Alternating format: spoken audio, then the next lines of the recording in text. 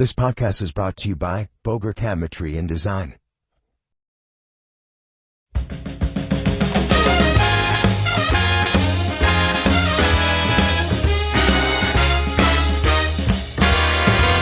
From Hollywood, California, the manager that we all love, David Firestone.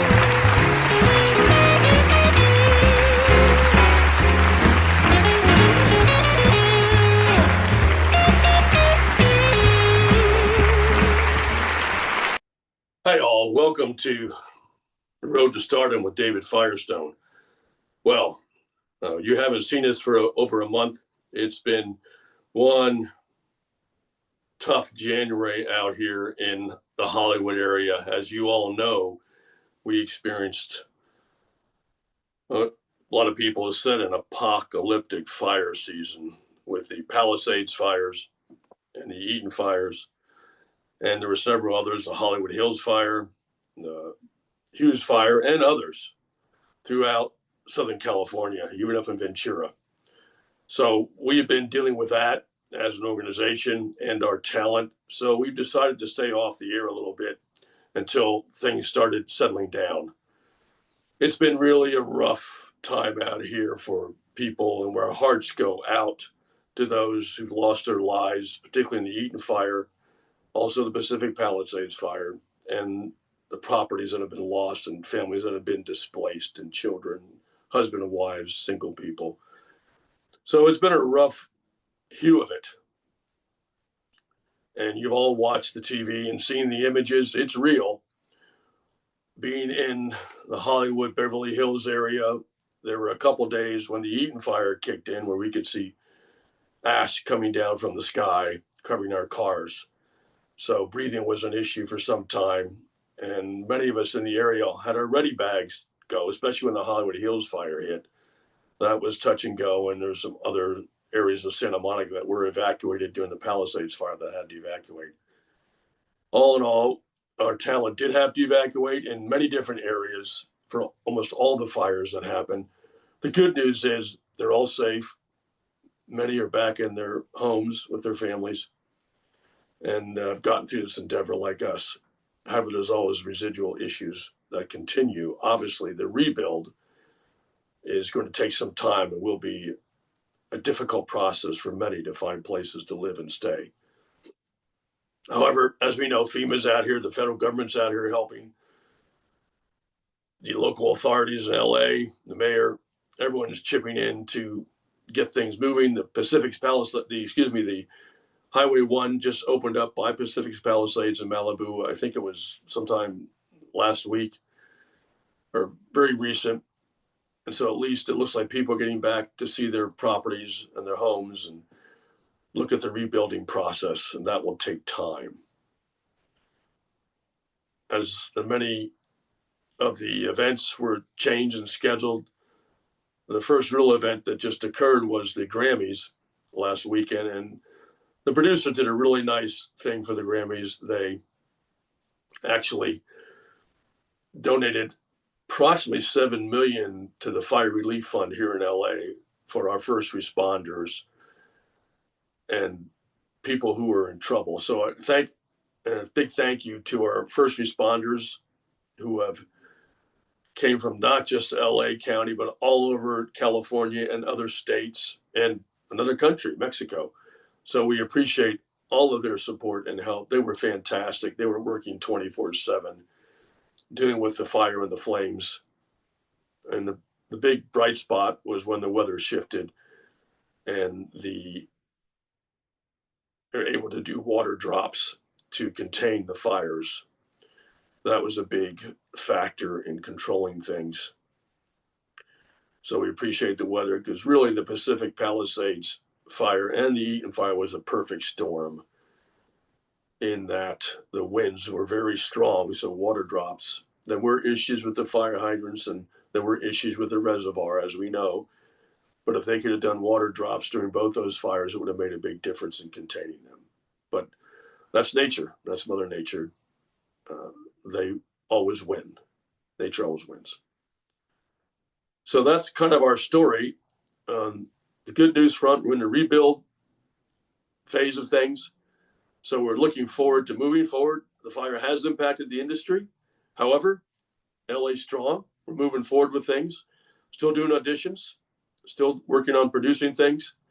And we look forward to this podcast, which is actually our fifth podcast and the first one in the new year. So we hope you enjoy our guest today, Terry Luce, awesome guy, my mentor, part of the Talent Managers Association. Shout out to the Talent Managers Association. So please enjoy. Thank you. Well, this is a really great day in February because I have a very exciting podcast. We haven't been on for a bit due to the fires here in LA, but now we're on, and we have my good friend and mentor, Terry Luce. It's Luce, right?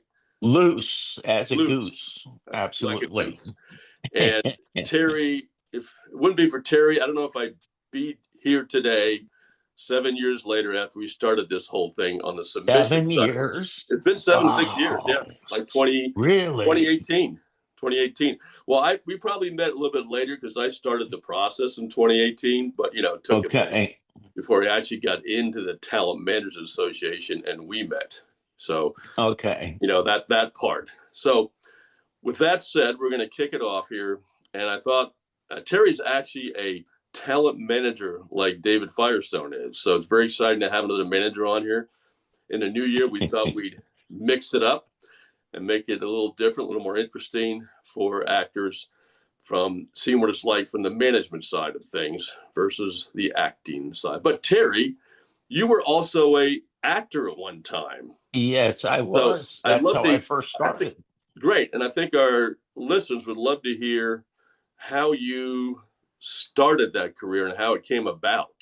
Be a great story to hear from you.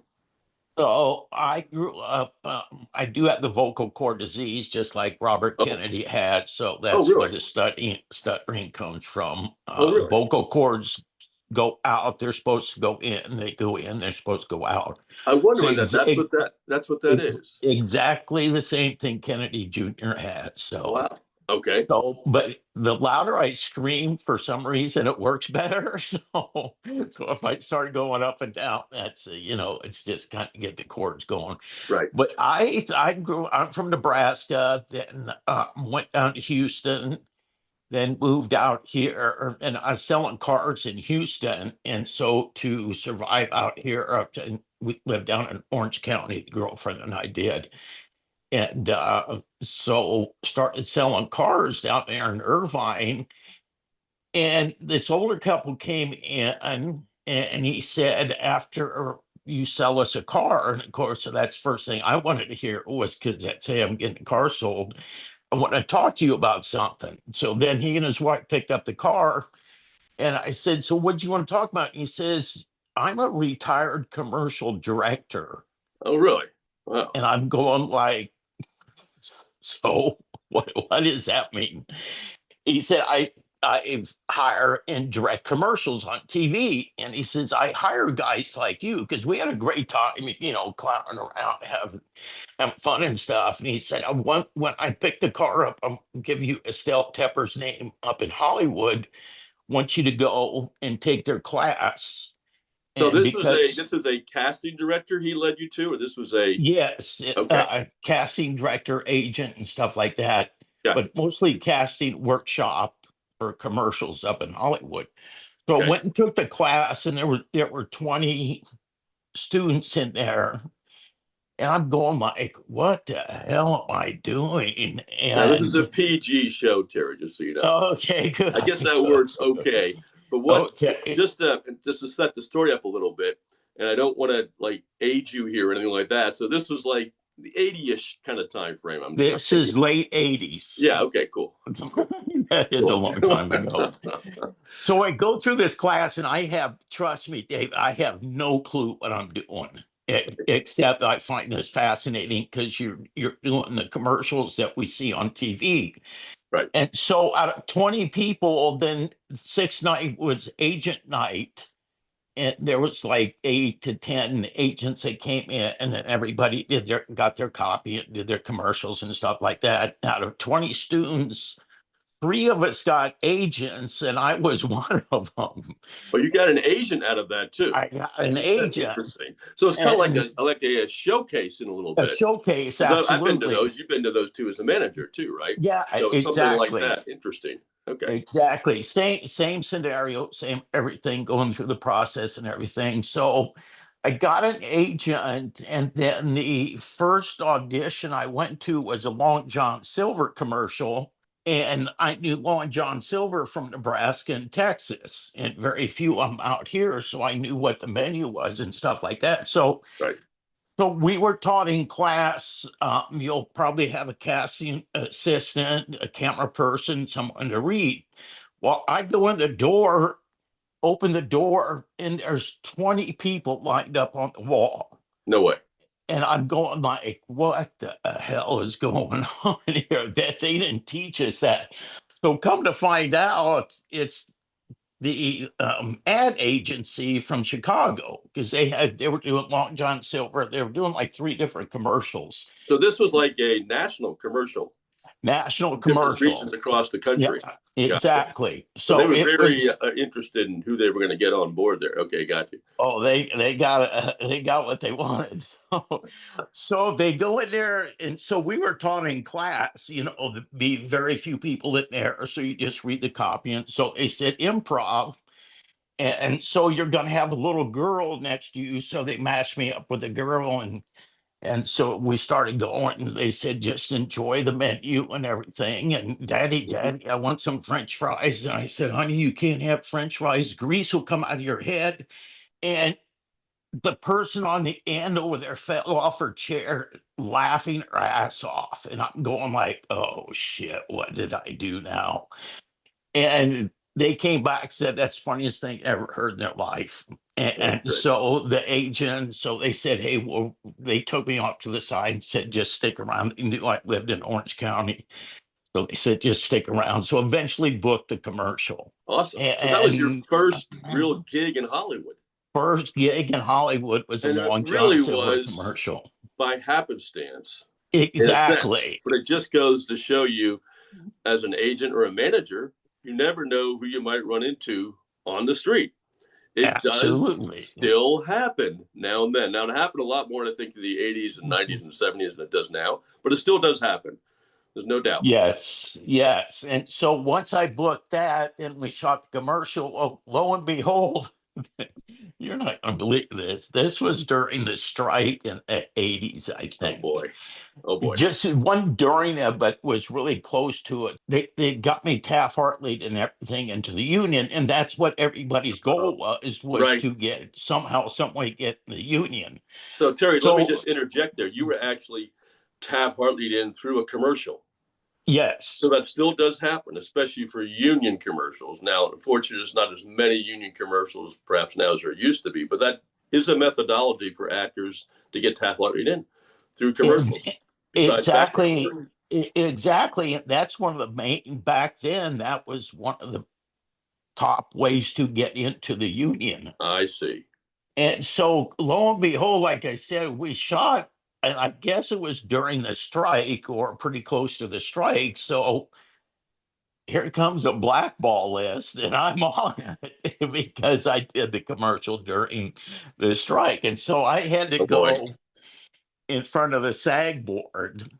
Wow. And I walk in, and there's this really nice young lady's helping me out. And of course, I mean, good looking young lady. And so she's helping me out. And so we go down to this room, and it's all lined, big long table. It's all lined up. Wilford Brimley is at the end of the table, and I've Now, I recognized should know him. that name. Now, let the viewers know who Wilford Brimley is. He's got the big handlebar mustache. But he I was think a SAG actor also. he was a SAG actor. Okay.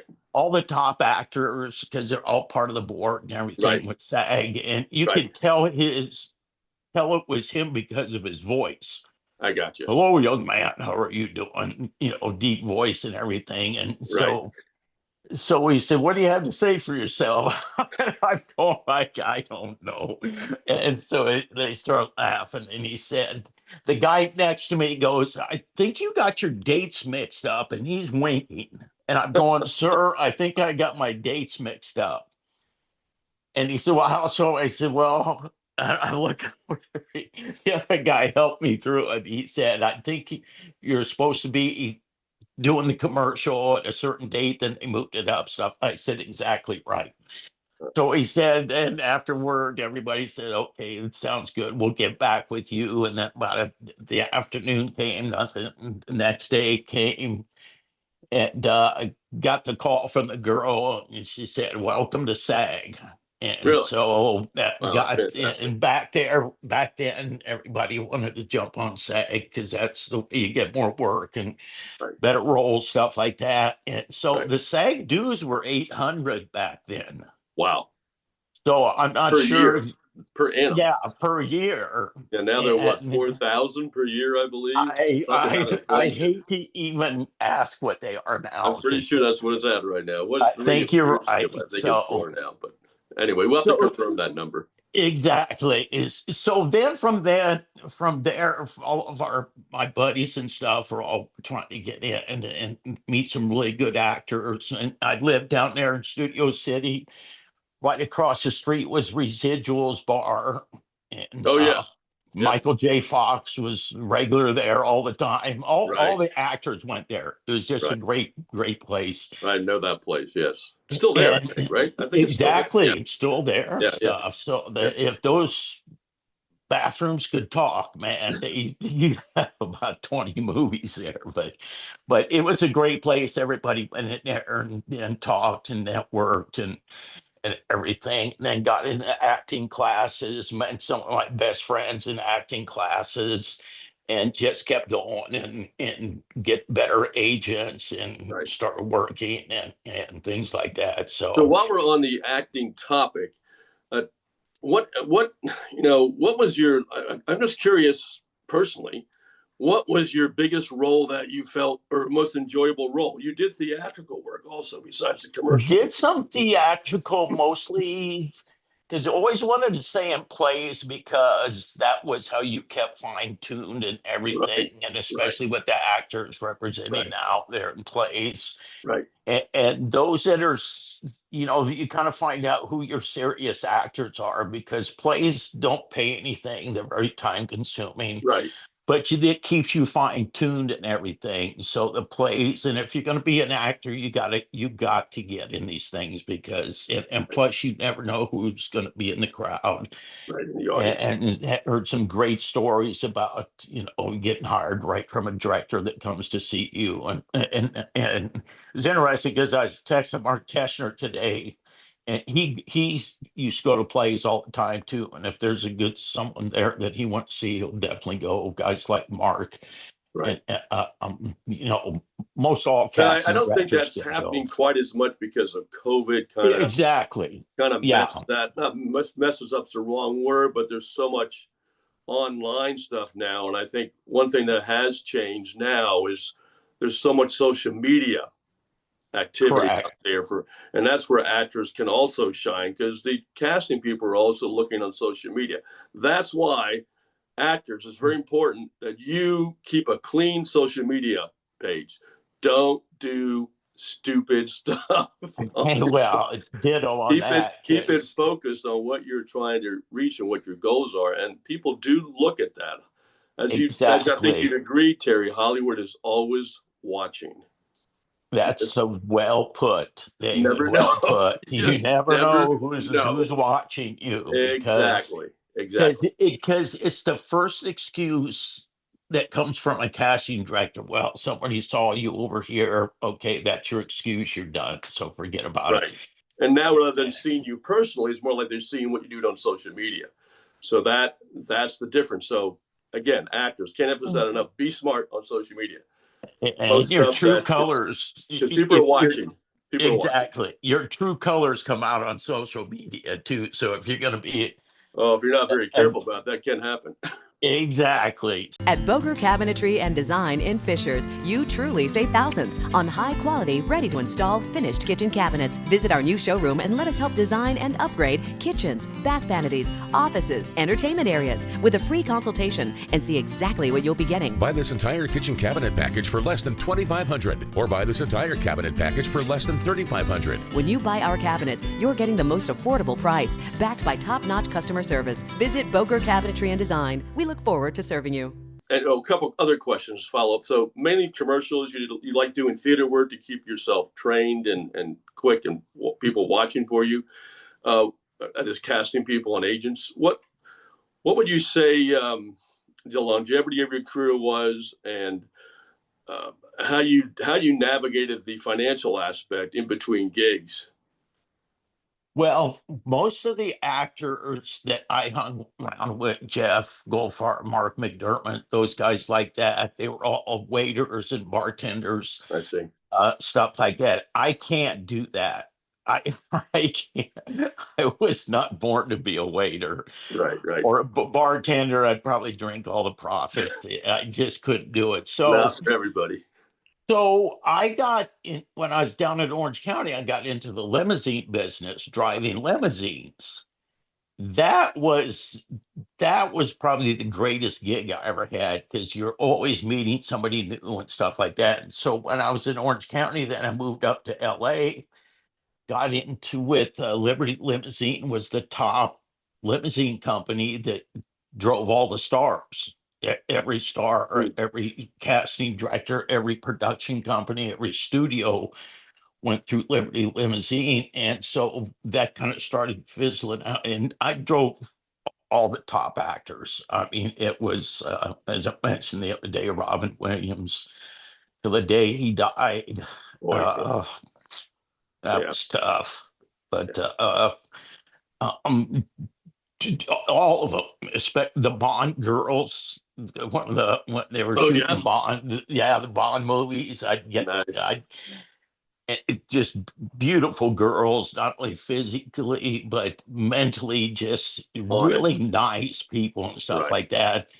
And then down at the Peninsula Hotel, that was a scary place, because the girls would come in there and it was this, having taken meetings there in the bar and everything, guys and the male and female actors, top actors in the business, and see all of them. And then it worked with the account that Robin Bador had with Cavalier Limousine, had Planet Hollywood, all the Planet Hollywood actors. So I got with Van Damme, I'd drive him all over. And then at the big awards or the openings for restaurants, Stallone and Bruce Willis. Bruce was a great guy.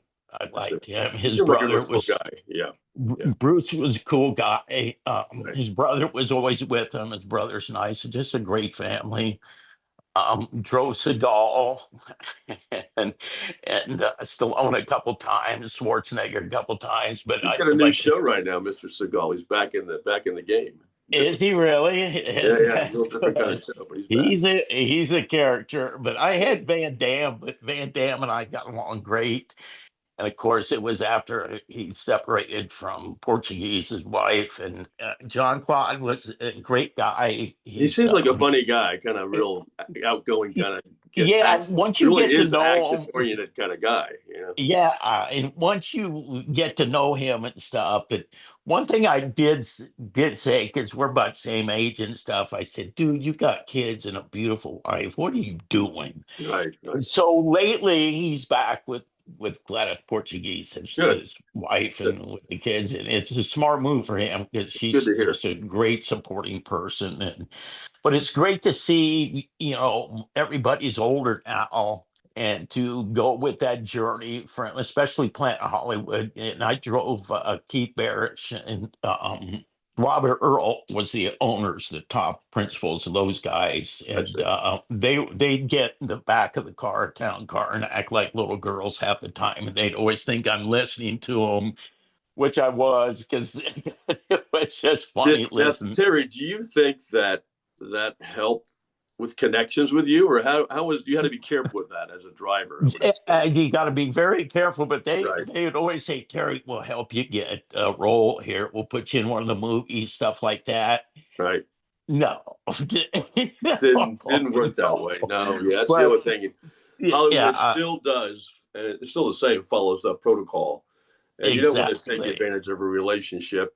You hopefully it will exactly. happen, as they like to say now, organically, without you having to say anything. But that's a hard position to be in as an actor. Exactly. That situation. But when I went over to Hawaii to see some friends over there, they said, "Hey, go to the Planet Hollywood. We'll comp all your meals, Oh no, very whatever nice. you want." And so I hooked up with the manager over there. Thank God, because I was out of money the second day, and I told him, I said, "Dude, I don't have any money. Can you help me?" I said, "Whatever, you come in morning, noon, and night, we'll feed you. Don't worry. I got the green, carte blanche on you. Got the word." And thank goodness, because Right. but No, yeah. the Planet Hollywood days were great. You did all the openings with take the stars down, especially San Diego. And a good story there was I was the only one that didn't have a Planet Hollywood jacket. Okay. It's still on Schwarzenegger. Everybody had the jackets on, and I think. so Tony Novak was the designer of the jackets. And Oh, he really? came up and said, Terry, here's a jacket. And it's his personal jacket. I still Oh, that's have to awesome. this day. That's awesome.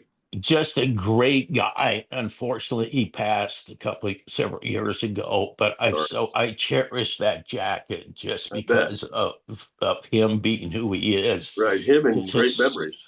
Right. such great guy. And like you said, the memories and to hang with those guys, those A were the good different days of time period, a different age of es- Hollywood. especially when they had the grand opening of Planet Hollywood there in Beverly Hills, because they had the big Oh, party and they had a Planet Hills in Beverly Hills. Where was in that? Beverly Hills, right there on Wilshire, not too far from and of course I said, dude, why are you having Planet Hollywood in Beverly Hills, not Hollywood? Right. And I said, at Hollywood and Highland, you got the big building up there. Go put it in the first floor of that thing because that's where Hollywood is. Right. No, they don't listen. They came back later and said, you know what? After they getting ready to close in Beverly Hills, and he says, you know what? Maybe we should have listened to you a little more and stuff like that. Yeah, that would have been. That's a tourist area, so that's But the party yeah. for the opening of Planet Hollywood in Beverly Hills was just huge. They Wow. blocked out the big streets there. Was that near And Rodeo Drive or further? Rodeo Drive, yeah, it was Rodeo and Wilshire right there Oh, on the really? corner. They had the restaurant there Huh. and all the memorabilia in there. But the party was just enormous. Every actor in the business was there. And I remember Cindy Crawford coming out, Wow. just gorgeous. I mean, it was just a great party. They knew how to throw a party and Yeah, that opening, part. especially in Vegas too, Right. was that for a while. So Those are great stories, Terry, and it's a great. It was actually a really cool period in Hollywood. You could argue there was a lot of machismo going on then, but it actually was a lot of fun.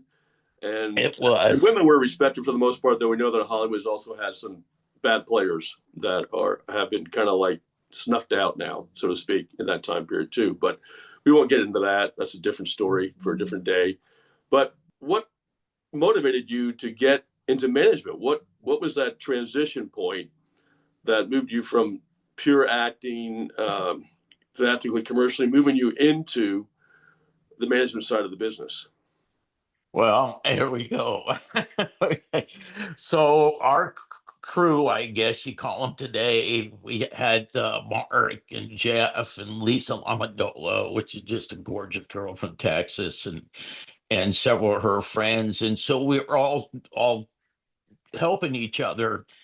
So what we did was actually call and pitch our friends to casting directors. Now, So that can't be done today because yeah, it's they a little keep a hard to pretty do that. good. They don't know you. They want to It's talk to you. So yeah, it's a yeah, little more structured. exactly. So we learned how to pitch our buddies and I see. everything, and so not only to commercial, but also the theatrical, especially when it was so much easier to talk to casting directors back then. You go right to them and, hey, we're pitching Right. Jeff for this role, Right. and Mark's great for this role.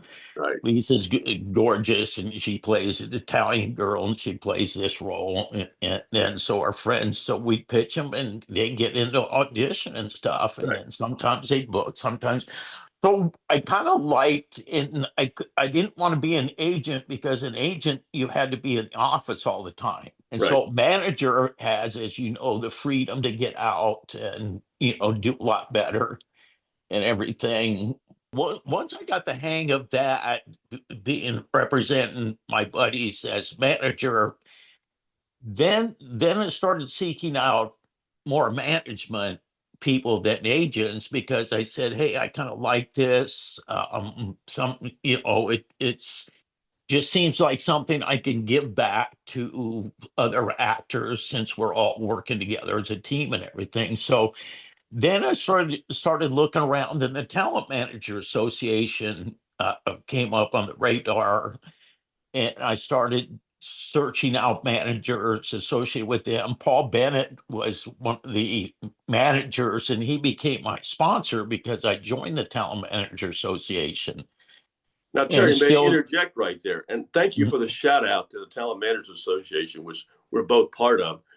Now, at that time period, was that also the same situation where managers would go into Talent Management Association or be qualified through them to be able to be on the submission side of the business like agents were at that time that were SAG franchise? Is that the same situation then? yes, except the rules were a lot more strict because you had to have your references through agents and other Right. managers, and Well, they mostly still through. had that, Terry. They had that when I had Absolutely. they still have that. Absolutely. As you know, so Yeah, I do know. those requirements are still, are part of the process now. Right. And then we'd have the Heller Award shows for the casting and agents and things like that. And Right. when I was there, we first started the Sportsman's Lodge there in Studio City. I see. And then from there went up to the hotel up there at Universal. And then from there it was several hotels or several, ballrooms and stuff there in Beverly Hills, Century City, and all over the place. And the amount of managers continued to grow, and we just fed off of each other, Right. our experiences and stories. And hey, then we get the agents into the shows and give the best, casting director, agents, manager awards, things like that. And so it was just a great Snowball. stepping stone, snowball, exactly, a snowball effect to really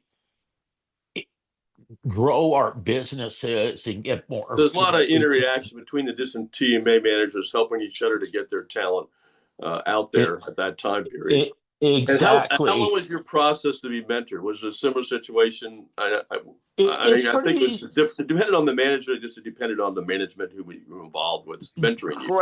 Correct. Because Paul was with one of the founding members at Talent Managers Association. He's been with them for a long time. He retired. He's over in Vegas now, I think. But you always check in with him once in a blue moon. But and several other managers over there live there too. But now with Zoom and everything, we can live anywhere we want. So it's really really works out well.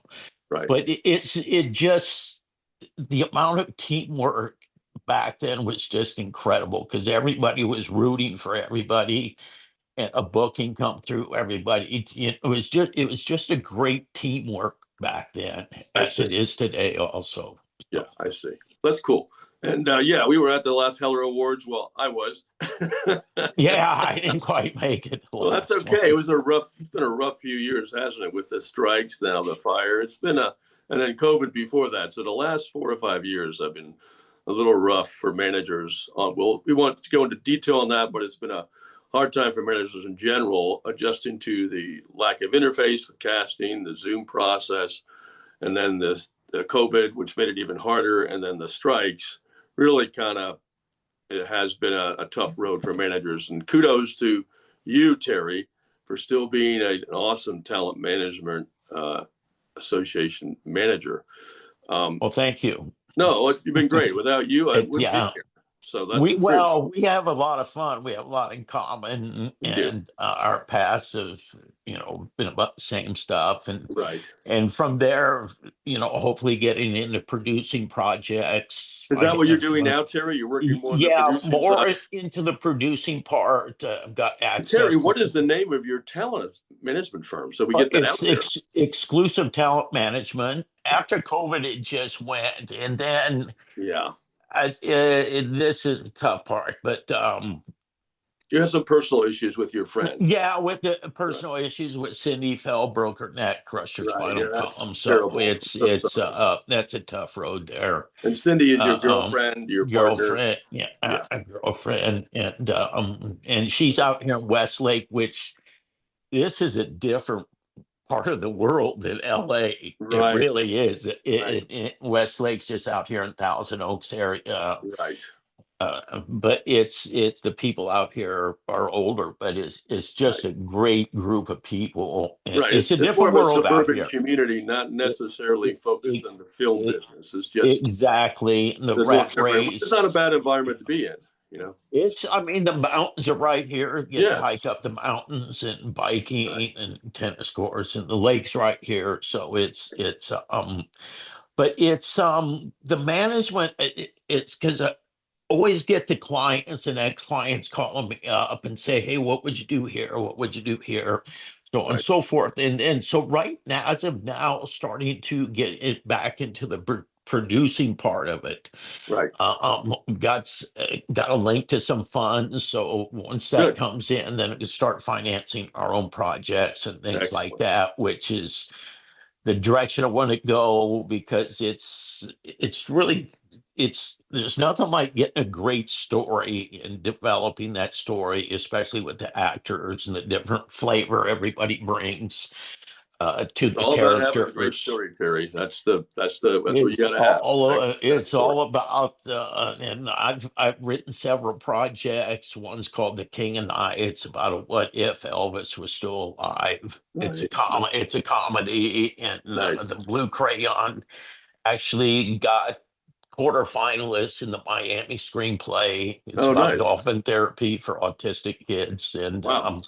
that's going to get made. In fact, both those are going to get made here pretty soon. So Excellent. put a lot of people to work. So That's excellent news, Terry. And so you had an interesting progression, which is, I mean, a lot of people end up going that route, just like Firestone Talent has.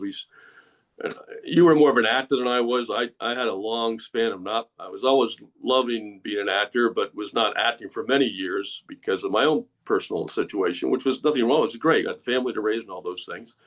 But then after that, I stopped, then moved into the little more acting, and then moved into the talent management side of things. So, and now producing films. We've been producing films.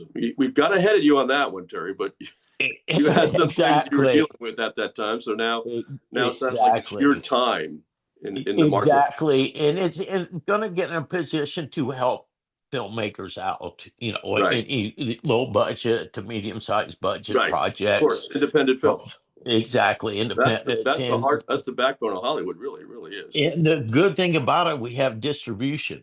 So, excellent. And that's the key. If you're gonna, you can make the best movie you can make and the most amount of money, best actors.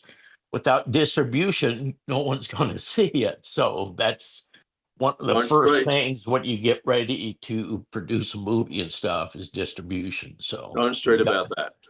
Yeah. Is there anything, I think we're going to probably wrap things up here at about this time. Is there anything else, through your acting, theatrical, commercial career and your management career, anything that we haven't covered you'd like to say to the actors who are listening here about how to get into Hollywood, how to start their thing and be successsul in the long term? Well, I'm a big Elvis fan. I saw him 4 times in person. Never saw anybody like him before. Who reminds me of Elvis a little bit is that Benson guy. He was at the Grammy. He has that. He is the gentleman who had that hit song and does flips at the Grammys. I mean, he did a flip off the piano. Then he did a flip on stage. He's a little Elvis-y that way. Is he really? That's the note there. Go ahead. And so Elvis had the song follow that dream, I think Yes. it was. You've got to follow the dream, and visualize where you want to go, what you want to do in the business, and you got to follow it. There's going to be a lot of road bumps in it, everything, but you've got to get up here, visualize where you want to be in whatever avenue it takes, because you're going to have roadblocks like crazy. It's just part Right. of life and obstacles, but once you focus on that end game and everything, that you just follow it, and you're going to get there eventually, but you have to keep focused and just follow it and Right. everything. It's a great song to listen to, and of course Elvis singing it makes it better. So Well, Terry, thank you so much for your, I would have to say, words of wisdom. People don't know what an awesome guy you really are. And thank you. it's great to be friends over the years, besides being in the management business together. And we hope that we can work with you with films that you're producing in the near term and other types of avenues, but you'll always be a close friend and mentor to me. That's the number one spot in my Absolutely. heart for you. That's what counts, buddy. Anything I can help you or anybody else with, let me know. And again, that Because talent management name is Exclusive Talent excellent. Management. Excellent. Exclusive Talent Management. So it's out There there you on the go. web now. We're going to help bring this thing back and You have got a it. great future living our dreams together. And congrats on you and your podcast, because this is, you do a great job, buddy. I love you to death, and Thanks, Terry. it's all the best to you. We're trying to So get the word out there. So I really appreciate you coming on. you got it. Have a Okay, great day. man. You take care, buddy. We'll talk Take soon. care. Love you. Take Same care. here, brother. Okay. Love you too. Bye. Bye-bye.